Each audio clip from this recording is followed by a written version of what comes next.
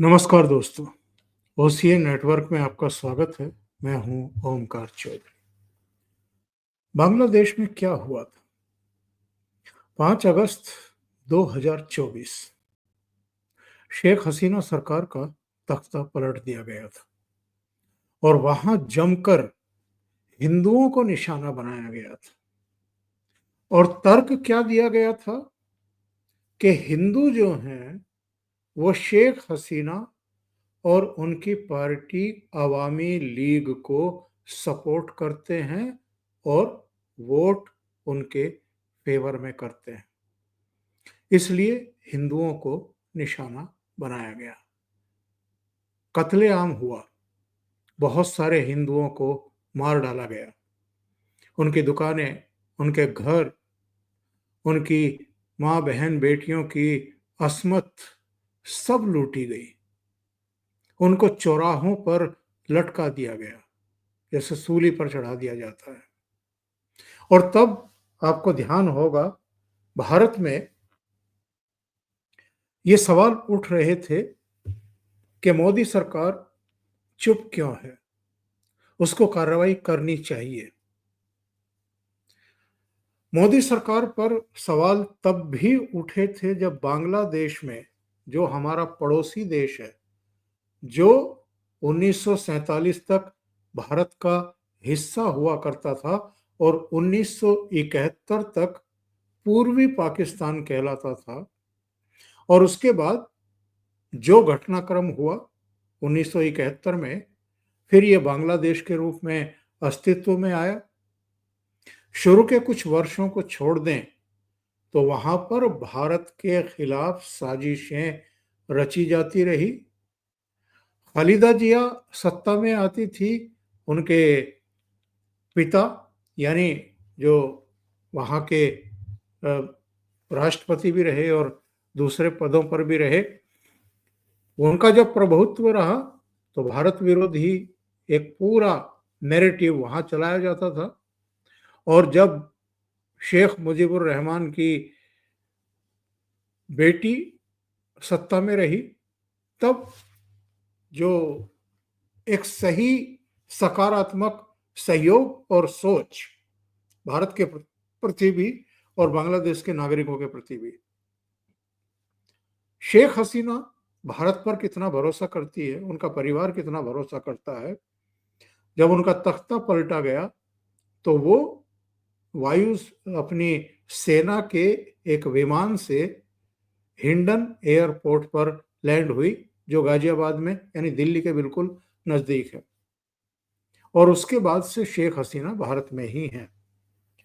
तो जो मैंने कहा है कि बांग्लादेश के हिंसा के बाद, तख्ता पलट के बाद, हिंदुओं को निशाना बनाए जाने के बाद जो कुछ घटा, क्या अब पश्चिम बंगाल में जो कुछ चल रही है, हिंसा चल रही है, जिस तरह के हिंदुओं को निशाना बनाया जा रहा है, उनको पलायन के लिए मजबूर किया जा रहा है, दो पिता पुत्र जो मूर्तिकार थे, जो देवी देवताओं की मूर्ति बनाते थे, उनकी निर्मम हत्या कर दी गई, घरों को खाली करके भागने के लिए मजबूर कर दिया गया लोगों को।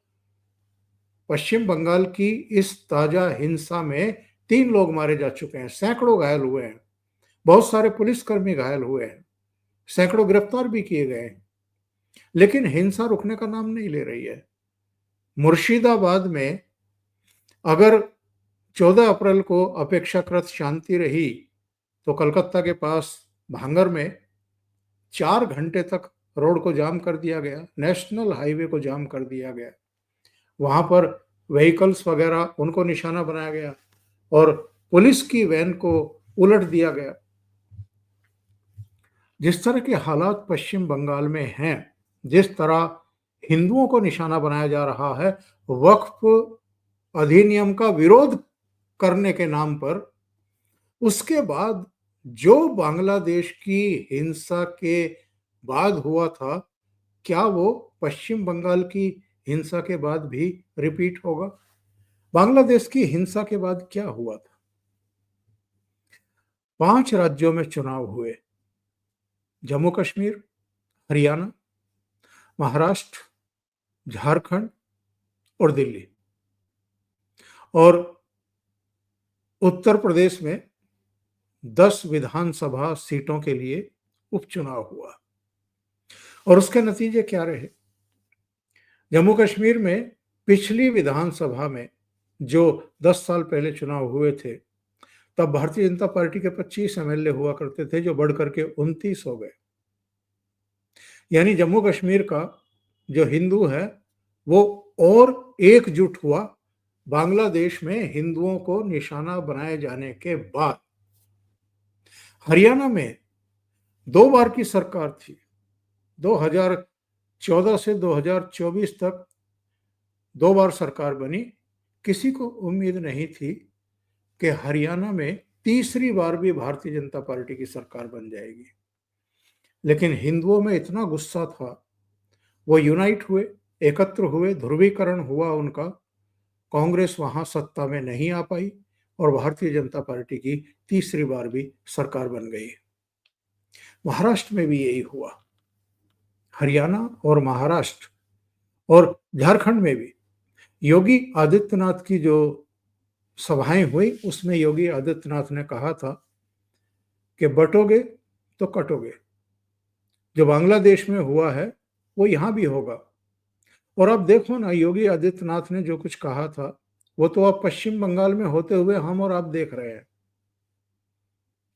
यहां भी जिस तरीके से हिंसा, तोड़फोड़, आगजनी, पथराव और हत्याओं के बाद हिंदुओं का पलायन शुरू हो जाता है, पश्चिम बंगाल में भी, इससे बाहर संदेश क्या जा रहा है कि ये कमजोर हैं, ये आर्थिक रूप से भी कमजोर हैं, ये संगठित भी नहीं हैं।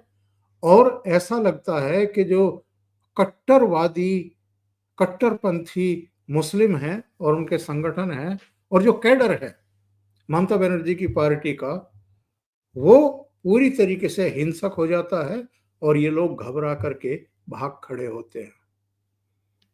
सवाल निश्चित रूप से केंद्र सरकार से भी पूछे जाते हैं और पूछे जाने चाहिए, क्योंकि 356 या 355 का अगर संविधान में प्रावधान है तो ये जो बार बार पश्चिम बंगाल में हिंसा होती है, लोगों को घर छोड़ने के लिए मजबूर कर दिया जाता है, आखिर केंद्र किस समय का इंतजार कर रहा है? कभी ना कभी तो आपको सख्ती दिखानी पड़ेगी। और अब ये सवाल पूछे जाने लगे हैं कि राष्ट्रपति शासन क्यों नहीं। और कभी कभी तो ये जरूरी हो जाता है किसी को सबक सिखाने के लिए, शिक्षा देने के लिए और बाकी को चेतावनी देने के लिए भी, कि अगर आप संविधान की भावना के अनुरूप काम नहीं करेंगे, अगर आप लोगों की जान माल की रक्षा नहीं करेंगे, अगर अराजकता को नहीं रोकेंगे और कानून व्यवस्था को हाथ में लेने वालों को कटघरे में खड़ा करके उनको उनके अंजाम तक नहीं पहुंचाएंगे, तो फिर आपको सत्ता में बने रहने का कोई अधिकार नहीं है। तो 5 राज्यों में जो चुनाव हुए थे बांग्लादेश की हिंसा के बाद, भारत के हिंदुओं पर भी अंतरराष्ट्रीय स्तर पर जो भी घटनाएं होती हैं उनका साफ साफ असर होता है। यहां भारत में अलग अलग राज्यों में लोगों को लगता है कि अगर बांग्लादेश में हिंदुओं को टारगेट बनाया जा रहा है, अगर पाकिस्तान में टारगेट किया जा रहा है, उनके मंदिरों को तोड़ा जा रहा है, उनकी बेटियों के अपहरण किए जा रहे हैं, धर्म परिवर्तन किया जा रहा है, उनसे जबरन निकाह किए जा रहे हैं, उनके रेप किए जा रहे हैं, तो वो लोग भी भारत की तरफ ही भागते हैं। और ये देख करके भारत की तरफ भागते हैं कि यहाँ उनको सुरक्षा और संरक्षण मिल जाएगा, क्योंकि इस समय यहाँ नरेंद्र मोदी के नेतृत्व वाली सरकार है। पश्चिम बंगाल हो, बांग्लादेश हो, पाकिस्तान हो, अफगानिस्तान हो या पड़ोसी नेपाल ही क्यों ना हो, हिंदुओं की एक उम्मीद भारत हमेशा रहा है। जब भारतीय जनता पार्टी की सरकारें नहीं होती हैं तब भी वो लोग भारत आते हैं। लेकिन मोदी सरकार तो इनको नागरिकता देने के लिए, संरक्षण देने के लिए, इनको एक सम्मानित नागरिक बनाने के लिए सीएए कानून लेकर के आई थी। उसके बारे में भी तमाम तरह की अफवाह और झूठ बोले गए थे। भारत के मुसलमानों को डराया गया था क्योंकि उनके वोट लेने होते हैं, उनका ध्रुवीकरण करना होता है। उनमें एक दहशत का संचार करते हैं ये लोग, भयभीत करते हैं ताकि वो यूनाइट रहें इनके पीछे। तो कहा गया कि मुसलमानों की नागरिकता छीन ली जाएगी इस कानून के द्वारा। आज तक नहीं छीनी गई। इसी तरीके से वक्फ संशोधन एक्ट के बारे में भी तमाम तरह की अफवाहें यहाँ उड़ाई गई, लोगों को भड़काया गया, उनको सड़कों पर लाया गया। ट्रकों में, बसों में और दूसरे व्हीकल्स में भर कर के सड़कों पर उतारा गया, कलकत्ता की और मुर्शिदाबाद और कुछ दूसरी जगहों की। और उसी का नतीजा है कि पश्चिम बंगाल सुलग रहा है। तो जो 5 राज्यों के चुनाव हुए, उनमें हिंदू इसलिए यूनाइट हुआ कि एकता का प्रदर्शन दिखाना बहुत ज़रूरी है, एकजुट होना बहुत ज़रूरी है और उसके पास कोई दूसरा विकल्प है नहीं कि वो भारतीय जनता पार्टी को और प्रधानमंत्री नरेंद्र मोदी को ही मजबूत करे, सुदृढ़ करे, उनको ताकत दे। तो 3 राज्यों में, 5 में से 3 राज्यों में अभी तक भारतीय जनता पार्टी की सरकारें बनी हैं। तो सवाल ये पूछा जा रहा है कि पश्चिम बंगाल में जो हिंदुओं को टारगेट किया गया है, हिंसा का शिकार बनाया गया है, उनको पलायन के लिए मजबूर किया गया है, तो अभी निकट भविष्य में बिहार में चुनाव होने जा रहा है। जिस तरीके से बांग्लादेश की हिंदू विरोधी हिंसा का हमें हरियाणा में, महाराष्ट्र में और दिल्ली में नतीजा देखने को मिला था, क्या उस तरह का नतीजा हमें बिहार में भी देखने को मिलेगा? यानी बिहार के हिंदू भी एकजुट होंगे? जो कुछ पश्चिम बंगाल में इस समय चल रहा है, उसके वशीभूत होकर के या उसका एक प्रभाव बिहार में भी देखने को मिलेगा? बिहार पश्चिम बंगाल से बिल्कुल सटा हुआ है, लगा हुआ है। दूसरी बात जो इस समय की जा रही है, जिसकी चर्चा है कि क्या केंद्र सरकार पश्चिम बंगाल में राष्ट्रपति शासन इम्पोज कर सकती है? क्योंकि इसको लेकर के कई मौकों पर सवाल खड़े किए गए हैं कि फिर ऐसा कौन सा मंजर देखना चाहते हो कि उसके बाद आप राष्ट्रपति शासन लगाओगे? लोगों को लहूलुहान किया जा रहा है, मारा पीटा जा रहा है, हत्याएं की जा रही हैं, पलायन के लिए मजबूर किया जा रहा है, घर-बार छोड़ने के लिए मजबूर किया जा रहा है, बार-बार ये हो रहा है। और ममता बनर्जी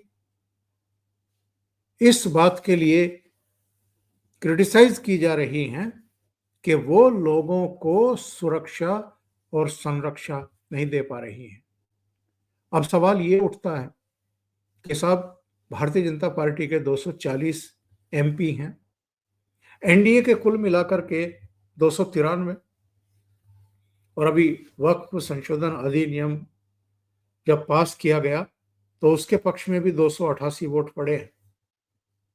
आराम से उसको लोकसभा में भी पारित कर लिया गया और राज्यसभा में भी पारित कर लिया गया।